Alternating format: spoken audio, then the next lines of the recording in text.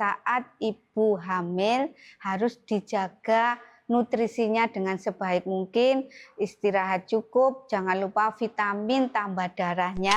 Saat ini untuk stunting yang ada di Kabupaten Sidoarjo itu 2,4%. Beberapa masyarakat ada yang belum ada WC-nya, Mbak. Jadi mulai saat ini memang harapannya kalau bisa memang kita sudah harus pakai ini ya, air mineral itu ya.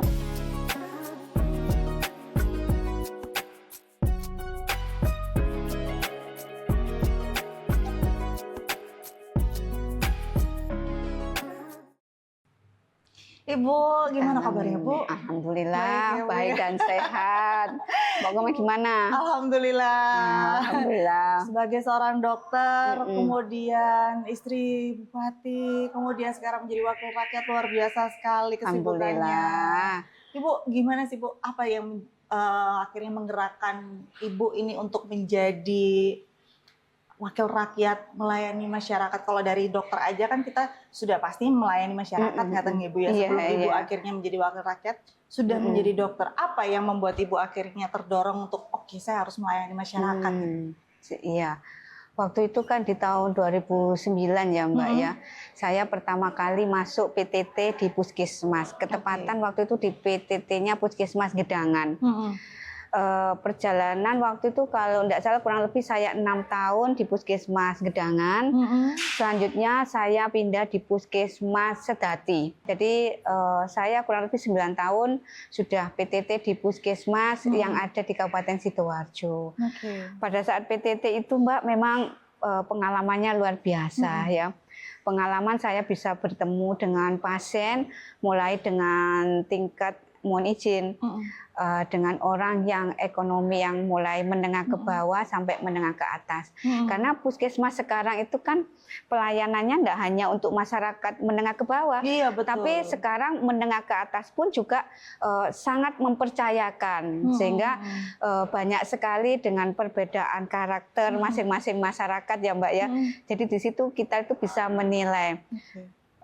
Kita bisa menyimpulkan bahwasanya memang kesehatan itu sangat penting sekali, dan kita sebagai pelaksana dan juga sebagai pelayan masyarakat, kewajiban kita memang tidak boleh membedakan antara yang satu dengan yang lainnya.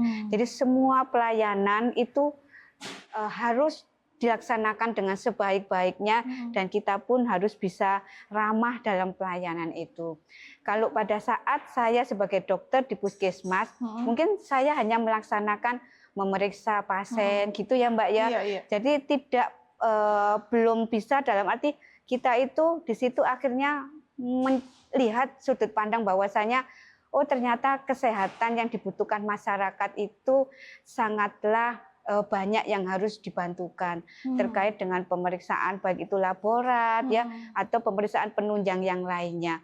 Nah, padahal keluhan masyarakat itu kadang lab itu mahal ya. Terus ada tunjangan untuk menentukan diagnosa seperti kayak setelah laborat kan juga kadang ada pemeriksaan yang lainnya ya Mbak ya. Entah Futurosen dan yang lainnya. Itu kan juga membutuhkan anggaran yang lebih tinggi, sehingga bagaimana sih kita itu bisa membantu masyarakat supaya masyarakat terutama yang kurang mampu itu Mbak, biayanya biar tidak terlalu mahal. Sehingga akhirnya waktu itu saya setelah resign 2017 ternyata saya diberikan kesempatan Mbak, di tahun 2021 saya diberikan kesempatan sama Bapak untuk bisa menggantikan beliau di Kepala Desa Pabean. Tetapi saat itu memang bukan keinginan kita ya, karena masyarakat yang mengharapkan, harapannya yang menggantikan setelah Bapak 2 periode di Kepala Desa, akhirnya masyarakat mengharapkan saya bisa masuk di dalamnya. Akhirnya kita setelah pemilihan bisa terpilih jadi Kepala Desa, di situ Mbak akhirnya saya bisa belajar bahwa di Kepala Desa itu kita punya suatu kebijakan, bisa menganggarkan terkait dengan kesehatan masyarakat. Nah, setelah di situ, akhirnya pada saat itu saya bisa berapa sih yang harus saya siapkan untuk kesehatan balita, berapa kesehatan lansia, berapa remajanya.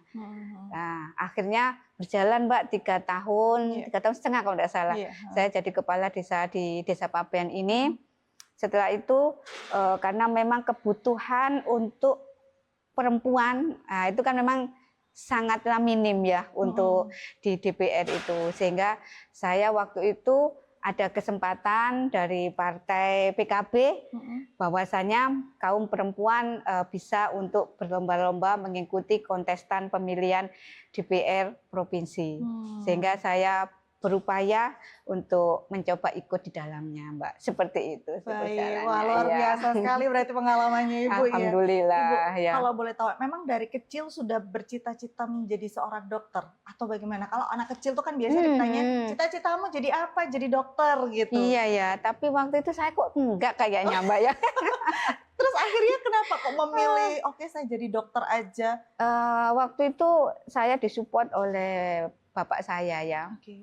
Jadi setelah saya SMA itu bapak saya itu memberikan saran saya untuk bisa ke kedokteran itu dikarenakan kalau di kedokteran itu melihat bahwa empatinya seorang dokter itu kepada masyarakat pasien itu luar biasa ya Mbak ya.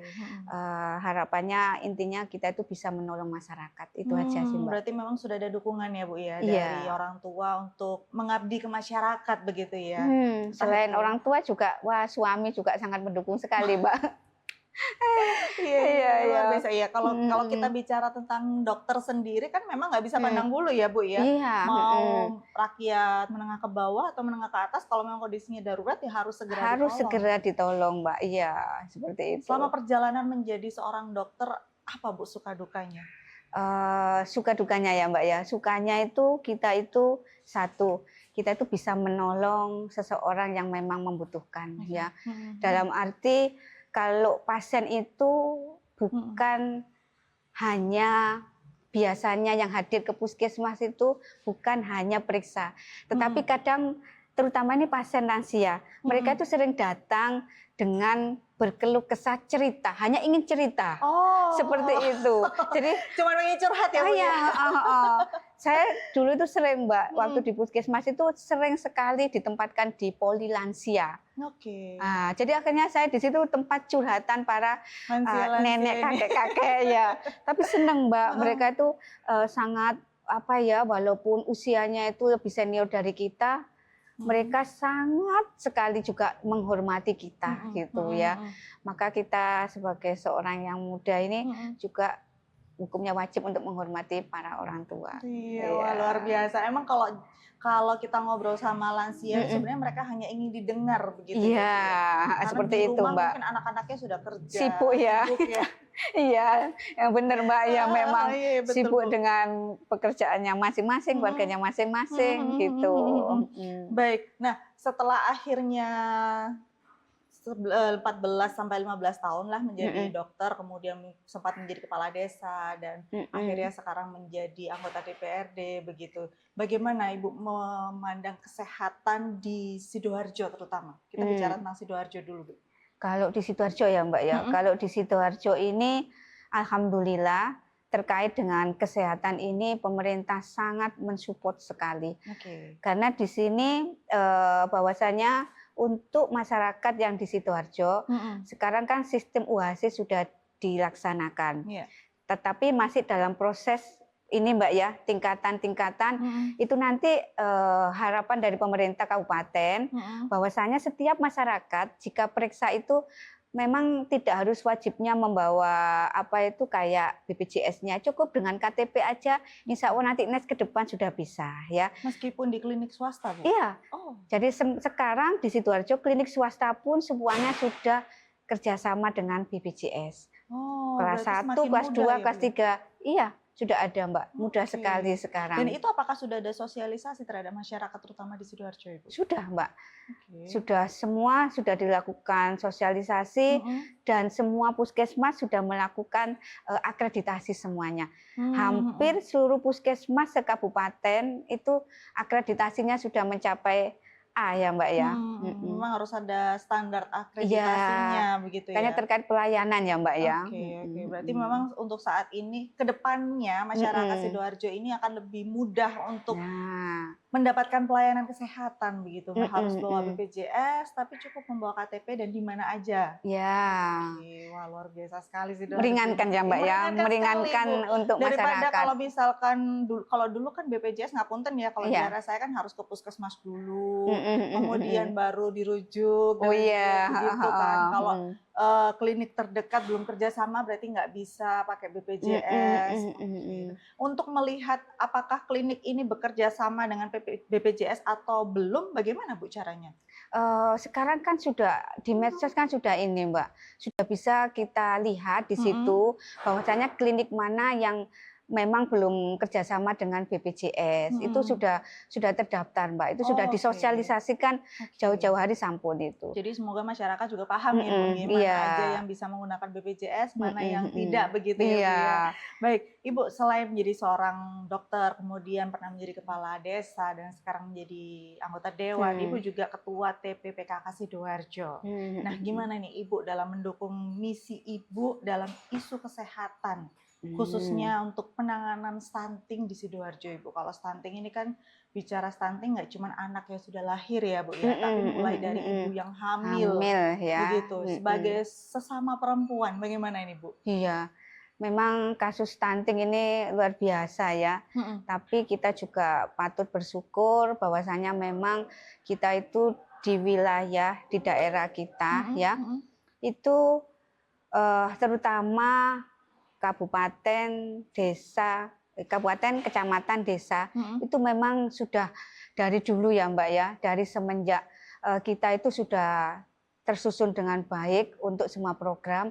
Jadi saya saat ini diberikan amanah sebagai ketua tim penggerak PKK Kabupaten, yang mana kita ini pastinya tidak bisa sendiri ya Mbak ya untuk mengatasi terkait dengan program stunting ini. Jadi saya beserta dengan tim penggerak PKK Kabupaten dan juga tim penggerak PKK Kecamatan ya sampai di tingkat desa itu kami selalu menyampaikan bahwasannya harus ada anggaran yang dimasukkan di APBD maupun di APBDes terkait dengan penanganan stunting ini, Mbak. Selain itu kalau kita yang di tim penggerak PKK Kabupaten, kita itu berkolaborasi Mbak pastinya dengan OPD terkait, misalnya dengan Dinas Kesehatan, Dinas Pendidikan, Dinas Lingkungan Hidup ya, Sandang Pangan dan juga PUPR. Karena untuk kasus stunting ini kan pasti ada intervensi baik itu yang spesifik dan yang sensitifnya. Sehingga semua kita berkolaborasi bagaimana caranya supaya penurunan stunting yang ada di kabupaten ini bisa turun.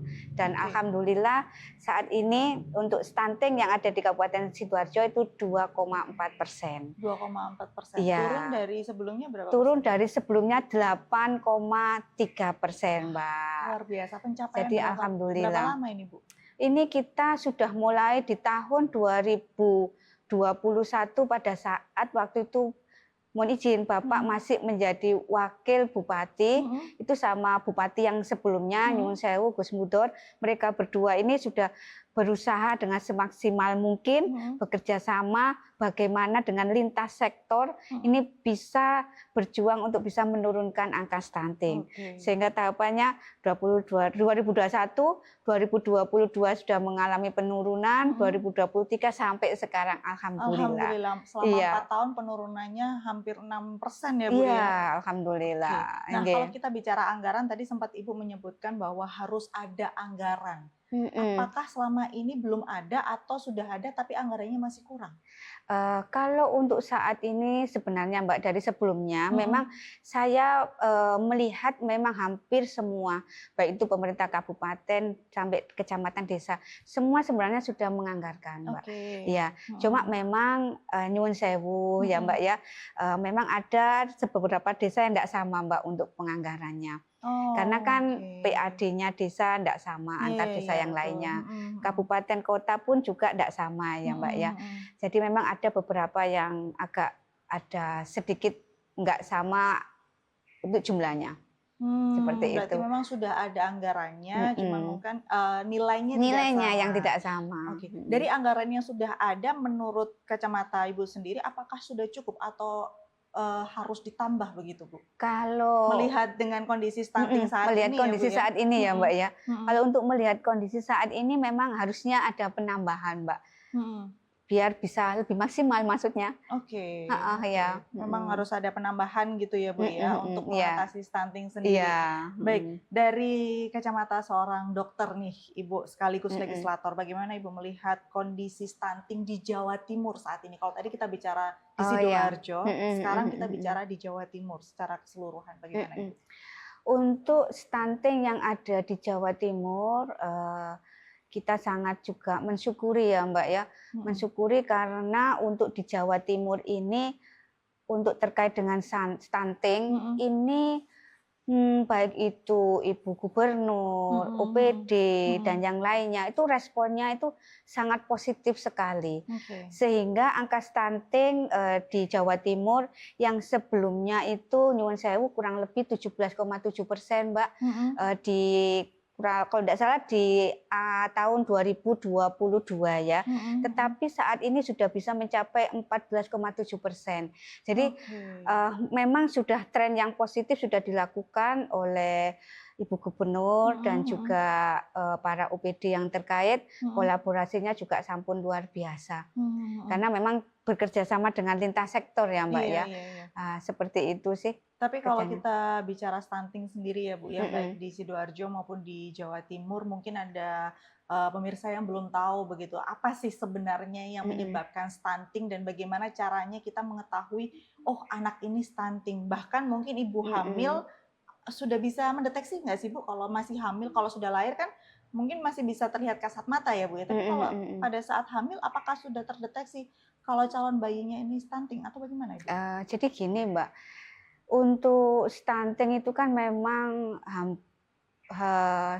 beberapa ya, Hmm, memang disebabkan oleh karena kekurangan gizi kronis mhm. pada saat di masa 1000 hari pertama kehidupannya. Oke Jadi oke. mulai di dalam kandungan Mhm. sampai anak usia 2 tahun itu sudah bisa nanti terdeteksi bahwasanya, dia itu akan tahu terkena stunting. Mhm. Jadi gini Mbak, penyebabnya yang pertama ya, ini Mhm. kita Kita sampaikan dulu iya ya Mbak ya, iya betul. penyebabnya apa Mhm. dulu ya. Jadi penyebabnya itu yang pertama gizi buruk pada saat kehamilan.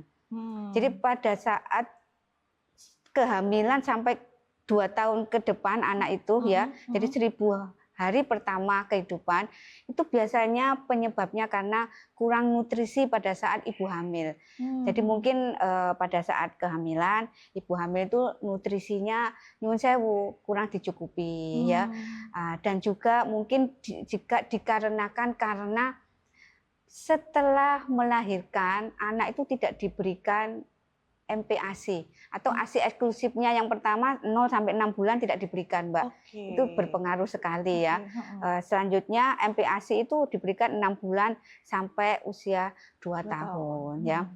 Selanjutnya penyebabnya selain tadi Mbak ya, Mhm gizi buruknya, mhm. yang kedua bisa dikarenakan dengan terbatasnya terkait dengan air bersih ataupun sanitasi, yang kurang, Mbak, yang layak. Jadi Ap nyuwun sewu, nggih. karena beberapa masyarakat Heeh. terkait dengan toilet itu kan nyuwun sewu, Mbak, Nggih ya, nggih. di terutama di pedesaan atau Mhm di yang pelosok-pelosok ya, Mbak, mhm. itu beberapa masyarakat ada yang belum ada WC-nya, Mbak, Oh, masih ada dan seperti itu itu. mempengaruhi, Bu? Itu sangat mempengaruhi, karena apa? Karena selama ini masyarakat yang tidak memiliki WC itu, maaf ya, Mbak, ya, Heeh. BAB-nya kan langsung ke sungai. Oke. Lah padahal sungai itu Mhm. kadang masih banyak ada yang masih dibutuhkan masyarakat. Kadang masih ada yang cucinya kan, maaf Oh, ya Mbak dari ya, situ berarti iya, ya, Bu, ya? cucinya Oke. di situ, Mhm terus mhm. kadang maaf loh Mbak, Nggih nggih. namanya di pedesaan Nggih ya, nggih. kan masih ada kadang nyucinya. Iya, Wah, itu betul, loh masih Mbak. ada yang nyuci di Heeh. sungai. Iya, itu Oh. berpengaruh sekali. Dan juga masih banyak masyarakat itu yang air minumnya masih pakai sumur bor. Oh, Karena nggak boleh sebenarnya sumur atau bor itu bagaimana? kan kandungan zat besinya kan terlalu tinggi ya Mbak ya. Oke. Iya, jadi mulai saat ini memang harapannya kalau bisa memang kita sudah harus pakai ini ya, Air mineral air itu ya, mineral Bu, itu ya? ya. Heeh. Tapi kita nggak boleh sebut merek ya Iya, Mbak ya. nggak boleh. Iya. Cukup air mineral. Oke. Jadi itu ya Mbak Oke. ya. Dua. Heeh, Yang ketiga itu bisa juga dikarenakan karena mungkin ya Mbak ya, pengetahuan tentang ibu terkait dengan kesehatan juga nyuwun sewu minim ya. Yang paling besar ini Mbak, ini kita sampaikan bahwasanya penyebabnya juga dikarenakan karena pernikahan dini ya Mbak ya. Karena masih ada anak usia kurang dari 19 tahun yang sudah dinikahkan. Oke. Nah, itu Kemudian? yang nanti resikonya Mbak, karena anak usia kurang dari 19 tahun itu secara fisik maupun mental sebenarnya masih sangat ini Mbak, kurang sekali, apalagi terkait dengan organ yang di dalamnya. Oke. Rahim terutama ya Mbak, itu masih belum siap. Nah, itu juga Oh, itu bisa menyebabkan bisa. stunting juga? Iya. Karena badan ibunya yang belum siap begitu, Bu? Atau Iya. gimana? Jadi kalau usia nyuwun sewu lho Mbak ya, Iya, usia kurang dari 19 tahun. Ilmu juga terkait tentang kesehatan kan juga masih belum bisa maksimal ya Mbak ya. Kesiapan organnya Mbak terutama ya. Organ kurang dari 19 tahun untuk kesiapan hamil itu kan kadang masih ini Mbak, belum siap.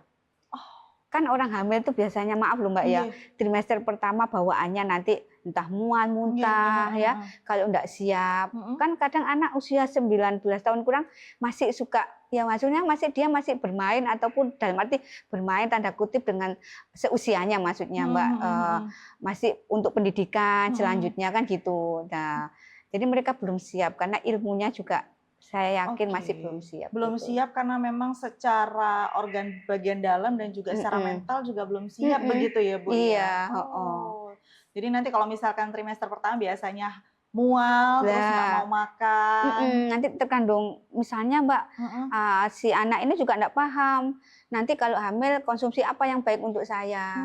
Selanjutnya kalau anak sudah lahir, nanti anak saya kasih makan apa nih yang bagus untuk anak saya. Itu kan kadang masih ini Mbak, pengetahuannya masih kurang. Jadi itu tadi penyebabnya. Nah, kalau misalkan masih pada saat kondisi hamil Bu, berarti belum bisa terdeteksi apakah bayi ini nantinya stunting atau tidak? Itu bisa dicek Mbak, dilihat dengan rutinnya dia kontrol setiap bulannya. Kan kalau kontrol setiap bulan itu Mbak, biasanya ada selain detak jantung janin, itu ya pemeriksaannya, itu juga nanti timbang badan ibu, dan juga nanti pasti sudah terdeteksi berat badan bayi berapa di dalam kandungannya. Apalagi kalau sekarang sudah ada tren USG yang 4 dimensi Mbak, insya Allah pastinya sudah bisa ini. Berarti kalau misalkan pada saat hamil, apakah bisa terdeteksi stunting atau tidak, ya memang dari pemeriksaan rutin setiap bulan dan mungkin lebih akuratnya di USG 4 dimensi itu ya Bu? Iya. Kemudian setelah melahirkan, kalau tadi Ibu sempat menyinggung tidak memberikan ASI eksklusif begitu untuk anaknya selama 6 bulan pertama. Ngapunten nyuwun sewu, untuk ibu-ibu yang mungkin ASInya tidak keluar, digantikan dengan susu formula, apakah itu juga mempengaruhi Bu? Sangat mempengaruhi juga sih sebenarnya Mbak. Sebenarnya kan selain dari intervensi spesifik yang memang pengaruh terhadap bayinya, juga ada intervensi yang sensitif. Jadi bayi lahir, jika kita itu misal Mbak, nyuwun sewu, kalau memang anak itu tidak bisa mendapatkan ASI eksklusif, selama ini kan memang formula ya Mbak ya. Formula itu sebenarnya kalau memang betul-betul tidak bisa ASI-nya diberikan oleh anak tersebut dengan kondisi mungkin ibunya sakit atau bagaimana, itu boleh diberikan formula ya. Tetapi selain formula, kebersihan juga harus selalu dijaga ya Mbak ya. Seperti itu. Dan juga manfaatnya sebenarnya ASI itu luar biasa Mbak. ASI eksklusif itu bisa juga memicu untuk perkembangan anak. Karena saya punya pengalaman sendiri ya Mbak. Anak pertama saya ASI eksklusif, anak kedua itu ASI sama formula. Manfaatnya itu bahwasanya kalau kita ASI eksklusif, anak ini tidak gampang sakit Mbak. Kekebalan tubuhnya itu sangat kuat ya. Sedangkan kalau ASI ataupun hanya formula aja, itu kemarin pengalaman dari anak saya yang kedua itu nyuwun sewu, sering sakit, sering kita itu donatur ke rumah sakit setiap bulan gitu Mbak. Ini pengalaman. Terus juga yang kedua selain juga sangat manfaat untuk kesehatan, juga sangat hemat sekali. Kalau kita kan ASI nggak perlu beli susu formula. Kalau susu formula kan kita harus beli Mbak itu. Nah, padahal juga untuk perkembangan otak Mbak itu juga sangat bagus dengan diberikan dari ASI eksklusif. Iya. Baik, kalau kita bicara tentang stunting ini kan berarti si ibunya sendiri itu memiliki peran yang besar, begitu ya Bu ya. Iya. Kalau pengalaman jenengan sebagai seorang dokter, ada nggak sih Bu program atau mungkin sosialisasi atau apa itu namanya ya untuk memberikan pengetahuan terhadap ibu hamil bahwa ini loh ibu hamil tuh nantinya akan seperti ini, nanti kalau anaknya lahir kalau bisa diberi ASI, manfaatnya seperti ini, seperti ada Bu, seperti itu. Kalau sosialisasi karena kita tim penggerak PKK itu kan kita ada kader ya Mbak ya. Nah, jadi kita itu hampir setiap program kita dalam 1 tahun Mbak, itu kita pasti di situ mencantumkan program terkait kesehatan ibu dan anak, itu pasti ya. Sehingga kita itu bisa misalnya ada informasi dari pusat ya atau ke provinsi, pusat, provinsi, kabupaten, desa ya Mbak ya. Sehingga informasi ilmu yang dari provinsi itu biasanya kita sampaikan Mbak. Jadi kalau kita sudah dapat ilmunya, kita sampaikan ke kader ya. Selain kader itu juga pasti kita mengundang ibu kepala desa. Karena dia sebagai pimpinan stakeholder yang di desa ya Mbak. Kita ikut sertakan sehingga kita bersama-sama harus hukumnya wajib mensosialisasikan terkait tentang stunting dan pencegahannya. Nah, jadi insya Allah kalau tentang sosialisasi sudah tidak diragukan Mbak. Nah, setelah tahap sosialisasi, apakah ada pendampingan Ibu khusus untuk ibu hamil terutama sampai beliau nanti melahirkan, diusahakan yang mendampingi ini supaya mensupport untuk ASI-nya mau keluar. Kadang Bu, pengalaman saya dari teman-teman dan lain sebagainya itu kan kadang-kadang ASI tidak keluar karena ibunya merasa bukan depresi sebenarnya. Hopeless, jadi lebih ke hopeless. ASIku nggak keluar, udah hopeless akhirnya ya udah deh susu formula aja. ASIku nggak mau keluar, sehari, 2 hari, 3 hari nggak keluar, akhirnya dia hopeless, ya udah kasih susu formula aja.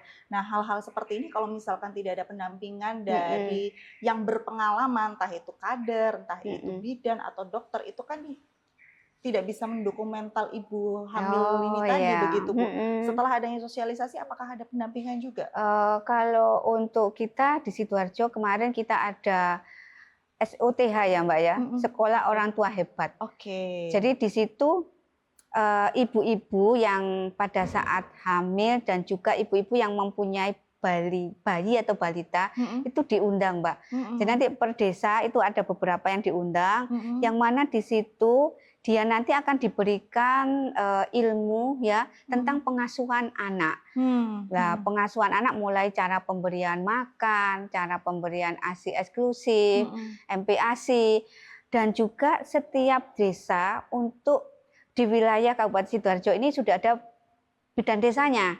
Ya, selain bidan desa, puskesmas pun juga selalu menyiapkan bidan yang turun untuk membantu mendampingi sosialisasi tersebut, Mbak. Selain dari puskesmas ya Mbak ya, juga kader. Ini support dari keluarga ini juga harus bisa mendampingi, terutama para suami. Nah, ini ya, suami harus bisa mendampingi dalam arti mendukung, mensupport supaya ibu ini bisa telaten untuk memberikan ASI. Jika memang ASI belum bisa keluar, nanti biasanya bidan desa Mbak sama pendampingnya yang apa itu di puskesmas itu biasanya dikasih tahu kok Mbak. Oke. Iya, diajari caranya bagaimana supaya ASI itu bisa lancar. Selain dari pola makan, istirahat cukup, vitamin-vitamin. Soalnya memang kalau hari pertama beberapa itu memang susah, Mbak. Iya, Nggak bisa betul. keluar, Iya, ya. karena stres habis melahirkan ya, Bu ya. Iya, tapi memang butuh Oke. support ya, Iya, support iya. Berarti memang sudah keluarga. ada ya, Bu ya, kalau Sudah ada seperti selain itu. ada sosialisasi, ada pendampingan juga, sudah ada support lah Sampai itu dari. dihadirkan loh Mbak bapaknya. Oh, Jadi pada saat di oke. hari akhir itu Heeh. bapaknya dihadirkan di SUTH tersebut, Oh, sehingga oke. juga diberikan ilmu sedikit terkait tentang itu tadi, MPASI juga. Baik, selain mungkin salah satu program dari pemerintah Sidoarjo ini SOTH untuk menanggulangi stunting, adakah program lainnya, Bu, yang akhirnya menjadi oke, ini program ini harus dijalankan supaya stunting di Sidoarjo bisa turun, dan turunnya kan luar biasa, Bu, selama tahun Sangat terakhir. signifikan ya. Iya, sangat signifikan, 6% lebih loh. Ada program apa ini yang menjadi gongnya ini? Oh iya, kalau di Sidoarjo kemarin karena memang dari pemerintah kabupaten itu juga berkolaborasi dengan lintas sektor dan juga TPPS, tim percepatan penurunan stunting, Mbak. Jadi mereka menekan terkait intervensi spesifik dan intervensi sensitifnya. Jadi selain pemberian vitamin tablet tambah darah, itu juga edukasi terkait dengan ASI eksklusif, kesehatan yang lainnya tentang ibu hamil, dan juga kemarin kita di Sidoarjo sudah ini Mbak, ODF ya. Apa itu, Bu? Jadi ODF itu nyuwun sewu, sudah tidak BAB di sembarang tempat. Oh, oke. Nah, jadi jamban bersih sudah ada di Sidoarjo. Itu Mbak pencetusnya ya.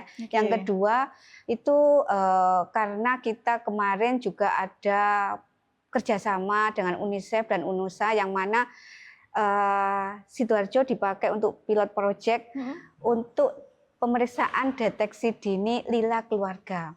Pemeriksaan deteksi dini lila keluarga, lingkar lengan. Oh, lingkar lengan. Ya.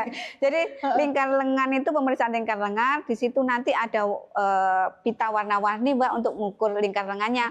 Kalau misalnya di garis merah berarti itu stunting. Kalau di garis yang kuning berarti itu kurang. Kalau di garis hijau itu baik. Bisa seperti itu. dari Iya. lingkar lengan saja. Ya, terus juga banyak kemarin yang dilakukan. Selain itu ada ini Mbak, pemberian bantuan subsidi untuk anak-anak yang memang terkena stunting itu diberikan daging ayam sama telur. Itu jumlahnya kalau tidak salah di 29 desa. Di 10 kecamatan. Dan juga ada SOTH tadi Mbak yang sudah kita lakukan di Sidoarjo. Wah, luar biasa sekali. Seperti sampai itu, menjadi pilot project-nya Jawa Timur ya, Bu ya? Iya, alhamdulillah. Alhamdulillah. Oke, Bu, kalau kita bicara dari sisi DPR-nya Ibu ya, dari sisi kebijakan, apa Bu langkah konkret yang dilakukan oleh DPRD Komisi E terutama untuk menanggulangi stunting ini, Bu? Kalau untuk kita di DPRD provinsi ya Mbak ya, terutama ini kita sangat luar biasa ya, dalam artian kita ini DPRD Provinsi Jawa Timur untuk selalu mengupayakan bisa dengan pendekatan ya Mbak ya, dengan pendekatan yang multidimensi dan juga sistemik, yang mana kita di sini berkolaborasi pastinya ya Mbak ya, berkolaborasi bagaimana kita itu untuk pendampingan terkait kebijakan penganggaran Mbak. Nah, itu juga selalu kita dampingi ya Mbak ya. Juga kita lakukan intervensi langsung di lapangan, terutama terkait MBG, terus juga PMT Mbak ya. Apa itu, pemberian makanan tambahan. Untuk yang stunting? Tidak hanya stunting Mbak. Jadi PMT sekarang ada dua, PMT penyuluhan dan PMT pemulihan. Kalau PMT penyuluhan itu diberikan untuk edukasi. Bagi untuk bayi yang sehat, itu memang PMT-nya harus diberikan 1 bulan sekali. Sedangkan kalau untuk PMT pemulihan itu untuk mereka yang terkena stunting, seperti itu. Kalau yang terkena stunting diberikannya berapa kali? Itu ada yang nyun sewu Mbak, kalau stunting apa berat badan turun atau ini ada, kalau stunting itu selama 56 hari, kalau berat badan turun itu berarti pemberiannya kurang lebih 28 hari. Seperti itu. Kalau ada masih dalam artian turunnya tidak terlalu, itu mungkin hanya kisaran 14 hari Mbak, seperti itu. Dan selain juga tadi intervensi ya secara langsung itu juga kita DPRD ini harus bisa membantu bagaimana cara supaya masyarakat ini nanti bisa juga mendapatkan lebih banyak sosialisasi tentang kesehatan dan yang lainnya. Ini terutama pemberian pola asuh gizinya, Mbak. Ini yang harus kita tekankan, seperti itu. Baik, kalau saya tertarik membahas tentang PMT apa tadi Bu? PMT pemberian yang pemulihan sama pemulihan dan apa itu penyuluhan. Penyuluhan, Kalau MBG ini kan untuk anak-anak yang sudah sekolah ngaten Tapi kalau untuk PMT pemulihan dan penyuluhan ini kan berarti untuk anak-anak yang belum sekolah dan dinilai mana yang bayi sehat, mana yang berat badannya turun dan mana yang stunting begitu. Kalau yang stunting sendiri tadi jenengan sebutkan 56 hari pemberian makanan begitu, makanan sehat. Setelah 56 hari ini apakah nantinya diberhentikan kemudian ada evaluasi atau bagaimana? Setelah 56 hari itu nanti sebelumnya enggak sampai 56 hari setiap bulannya kita ada evaluasi Mbak. Karena setiap bulan kita ada posyandu ILP itu posyandu untuk keluarga, semua keluarga ya bisa periksa pada saat itu. Itu nanti setiap bulannya akan dilihat, dimonitoring dari KMS-nya Mbak. Jadi KMS-nya nanti terlihat bulan ini berapa timbang badannya, tinggi badannya, bulan ini berapa, nanti akan terpantau, sehingga nanti akan tahu hasilnya berapa setelah kurang lebih 56 hari tersebut. Nah, kalau untuk pemulihan stunting sendiri, untuk misalkan anak ini ternyata stunting begitu, untuk menjadikan anak ini tidak stunting lagi butuh waktu berapa lama, Bu? Kalau untuk menjadikan anak stunting tidak jadi stunting lagi itu memang banyak faktor ya Mbak ya, ada beberapa faktor memang. Selain dari faktor kesehatannya ya, juga makanan pendampingnya, makanan pendamping ASI-nya Mbak. Jadi intinya bahwasanya kalau sudah mengikuti tahapan yang kemarin stunting, sudah diikuti tahapannya, berarti diharapkan harus bisa menjaga stabilitas tersebut. Oh, jadi program ini hanya untuk awalnya begitu ya Bu ya, supaya menjadi pelajaran penting untuk orang tua dan nanti diharapkan orang tua ini bisa melanjutkan program ini secara mandiri Tapi selama ini mohon maaf bahwasanya biasanya yang kemarin setelah stunting sudah setelah melalui tahapannya alhamdulillah sudah tidak stunting lagi karena berat badannya sudah meningkat. Di waktu 56 hari ini.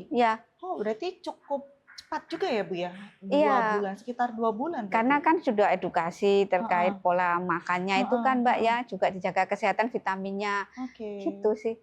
Kerjasama yang memang sudah ini, karena makanan yang diberikan itu kan langsung Mbak, makanannya langsung dari puskesmas, dari pemerintah, bukan jadi masyarakat tidak menerima anggaran, tetapi anggaran itu langsung diwujudkan makanan yang sudah siap saji. Dan itu sudah dipertimbangkan gizinya pastinya, karena kan di puskesmas ada ahli gizi, sudah dipertimbangkan gizinya, terus dan yang kebersihan dan yang lainnya.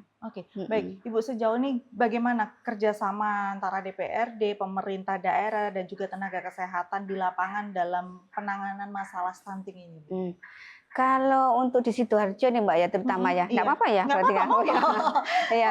Kalau di Sidoarjo ini alhamdulillah untuk DPRD, Pemkab dan juga tenaga kesehatan ya itu memang sudah sangat solid sekali terkait untuk penurunan stunting ini.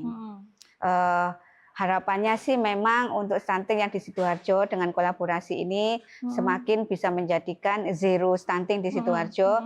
Tetapi untuk sinergitas ini memang harus perlu kita tingkatkan Mbak ya. Kita tingkatkan yang mana dalam artian kita harus bisa menyamakan penyamaan persepsi terkait dengan data yang ada di pusat maupun juga di daerah sampai di tingkat kesehatan ya Mbak ya, itu yang penting. Dan juga sinergi ini perlu ditingkatkan melalui dengan peningkatan kapasitas kader di masing-masing desa. Itu sangat dibutuhkan ya Mbak ya. Terus juga untuk terkait ini Mbak, monitoring untuk evaluasi terkait lintas sektor ya, itu harus selalu rutin dan juga harus bisa transparan terutama ya. Itu hukumnya wajib ya Mbak ya, seperti itu. Seperti itu sih Mbak, di situ aja alhamdulillah. Baik, kalau kita bicara tentang stunting sendiri ya Bu ya, sebenarnya kan ini adalah sebuah kesadaran dari orang tuanya begitu. Selain tadi disebutkan oleh jenengan bahwa orang tua ini harus siap secara mental, secara fisik juga, kemudian dukungan dari keluarga begitu. Nah, ada beberapa mungkin kasus stunting yang sebenarnya orang tuanya ini secara usia sudah cukup matang gitu. Kemudian secara fisik juga sudah cukup siap untuk hamil, untuk mempunyai anak. Tapi ternyata prakteknya masih memiliki anak yang stunting. Entah itu dari pengetahuannya atau mungkin dari segi ekonomi. Kadang-kadang Bu ngapunten, banyak masyarakat yang sudah tahu nih anak-anak itu harus makan yang bergizi, tapi secara ekonomi saya nggak sanggup ngasih makanan yang seperti ini ke anak saya. Akhirnya nantinya anaknya menjadi stunting begitu. Nah kalau melihat kondisi yang seperti ini, apa sih Bu solusi yang bisa Ibu tawarkan terhadap masyarakat dan juga pemerintah daerah begitu? Jadi untuk memang ya Mbak ya, untuk terkait stunting ini kita tidak bisa bekerja sendiri ya. Memang butuh untuk kolaborasi dengan lintas sektor, dan yang utama itu sebenarnya itu kan masyarakat itu nyuwun sewu Mbak. Masyarakat itu sudah mampu dan ini ya. Intinya itu sebenarnya masyarakat bukan berarti tidak mempunyai makanan, tapi sebenarnya masyarakat itu sudah memiliki tetapi hanya belum memahami tata cara pemberian pola makan yang baik. Jadi memang saya yakin semua masyarakat insya Allah kesejahteraannya sudah tercukupi ya Mbak ya. Tetapi pola tata cara bagaimana sih penyajian itu kan juga sangat mendukung. Karena ada beberapa yang memang harus diperhatikan Mbak, tata pemberian pola makan kepada anak itu. Contohnya, Ibu? Contoh yang pertama yaitu bahwasanya harus tepat waktunya. Dalam arti tepat waktunya, contoh kalau anak usia 0 sampai 6 itu hanya boleh diberikan ASI eksklusif. Selanjutnya usia 6 bulan ke atas itu diberikan MPASI. Dan pemberian MPASI pun itu harus juga diperhatikan Mbak untuk gizinya ya. Itu sangat penting. Selanjutnya selain tepat waktu, itu juga adekuat. Maksudnya adekuat itu gini Mbak, bahwa makanan untuk bisa menjadikan anak ini tidak terkena stunting harus dipikirkan yang pertama bahwasanya makanan itu harus ada makanan pokok. Makanan pokok ini biasanya nyuwun sewu Mbak, dari beras kayak gitu ya, atau dari singkong seperti itu karbohidratnya ya. Yang kedua harus diperhatikan protein nabatinya dan juga protein nabati dan juga untuk hewani ya Mbak ya. Selain itu juga dikenalkan sayur sama buah ya. Setelah adekuat harus diketahui aman. Aman di sini artinya bahwasanya kebersihan sebelum penyajian harus diperhatikan ya. Terus kebersihan peralatannya seperti itu. Kebersihan sebelum menyajikan atau menyuapi anak. Setelah itu ya Mbak ya. Terus yang terakhir itu harus tahu bagaimana cara pemberian makanan pendamping itu, MPASI-nya itu harus tepat waktu, maksudnya rutin ya, rutin pagi siang malam, dan juga harus bisa diberikan selama 30 menit tanpa harus anak pakai lihat TV atau bermain. Seperti itu cara pemberiannya sih Mbak. Berarti memang banyak stepnya sebenarnya ya Bu ya. Iya. Dan kalau kita bicara dari komposisi makanan yang seperti sudah jenengan sebutkan tadi, ada karbohidrat, protein, nabati dan juga hewani, kemudian ada seratnya begitu dari sayur. Sebenarnya kalau misalkan nih Bu, misalkan saya bertanya nih, anak ini dikasih protein yang hewaninya cukup telur aja, mungkin orang tuanya cuma bisa beli telur atau daging ayam seminggu sekali, kemudian nabatinya hanya tahu tempe begitu. apakah cukup aman, cukup memenuhi gizi anaknya? Sebenarnya cukup, Mbak, cukup ya, walaupun sesuai dengan kemampuan karena ya Iya, itu iya, ya. heeh, heeh. Kalau di Sidoarjo ini sebenarnya ada bahan lokal yang sangat mendukung untuk bisa Mhm. memicu, Mbak. Oke. Karena di sini bahan yang lebih murah pun ada seperti lele. Kan di sini ada mujair, Mbak, ada mujair, ada bandeng. Itu proteinnya juga tinggi dan dijamin harganya juga sangat insya Allah bisa mencukupi kantong dari masyarakat Sidoarjo. Oke, wah, berarti Iya. sebenarnya ini tinggal bagaimana masyarakatnya. Kembali Mm-mm. lagi ke masyarakat ya, Ibu ya. Mm-mm, Pemerintah mm-mm. sudah sangat banyak sekali programnya, Mm-mm, sudah mm-mm. banyak usahanya juga untuk Iya. membantu. Tergantung nanti bagaimana masyarakat menjalankan begitu. Iya, iya, Ibu, iya. ada pesan nggak Bu untuk masyarakat Jawa Timur atau khususnya Sidoarjo, terutama ibu-ibu yang Oh, ibu muda, ibu ibu muda yang ya. sedang hamil, ibu yang barusan melahirkan, bagaimana menjaga anaknya supaya terhindar dari stunting gitu. Oh, siap ya. Untuk para ibu-ibu muda, kami sedikit memberikan suatu inovasi ya. Di sini harapannya untuk para ibu muda, jika memang pada saat ini dalam kondisi hamil, yang utama dilakukan harus memang satu harus melek IT ya Mbak ya. Dalam artian harus banyak belajar terkait tentang kesehatan ibu dan anak. Supaya nanti biar bisa paham.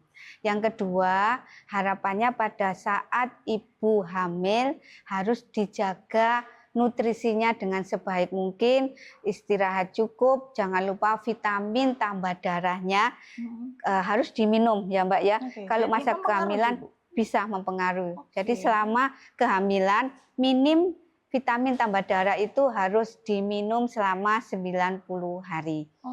Dan setelah mungkin melahirkan, nanti mohon ibu muda harus bisa memberikan ASI eksklusif kepada bayinya. Dan jangan lupa untuk ibu muda, anak, bayi, balita harus selalu diimunisasikan. Pesan-pesan yang ini untuk terutama ibu muda, jangan lupa suaminya, keluarganya harus diajak untuk ikut mensupport kegiatan dalam arti bagaimana cara untuk bisa merawat bayi dan balita ini bisa sehat dan tidak terkena stunting. Oke, Siap. baik. Ya banyak sekali pesannya ya Bu ya. Siap. Kita sama-sama berdoa dan juga menjaga ya Bu ya supaya Sidoarjo dan juga Jawa Timur ini angka stuntingnya semakin turun. Kalau bisa zero stunting di Jawa Timur ya supaya masyarakat Jawa Timur semuanya sehat begitu ya Bu ya. Amin ya Mbak. Makasih doanya ya mudah-mudahan terkabulkan. Nah Ibu sebagai dokter juga semoga nanti bisa tetap mengedukasi masyarakat selain menjadi wakil rakyat juga kan sebagai dokter mengedukasi masyarakat supaya masyarakat semakin paham ngaten ya Bu. Siap. Baik Ibu, terima kasih atas waktunya. Sami-sami, matur suwun. Sehat selalu.